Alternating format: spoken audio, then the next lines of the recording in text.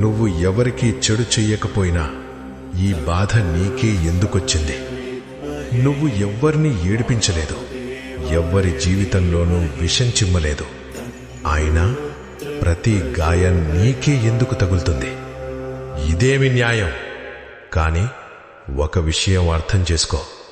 శివుని భక్తుడిగా ఉండటం అంటే బాధలను ఎదుర్కొనేది నేర్చుకోవడం. శివుడు ఎవర్ని తనవాళ్లనుకుంటాడో మొదట వారి కర్మల లెక్కను తీర్చేస్తాడు. ఆ లెక్క కన్నీళ్లు, ఓటమి, ఒంటరితనంతో నిండిపోయుంటుంది. నువ్వు కుంగిపోయింది నువ్వు చెడ్డవాడివి కాబట్టి కాదు, నువ్వు మంచివాడివి కాబట్టి. శుద్ధమైనది మాత్రమే కరిగించబడుతుంది. పాపం చేసిన వాళ్ల సమయం కూడా వస్తుంది. కాని శివుని ఆశీర్వాదం పొందినవాడు ముందుగా అగ్ని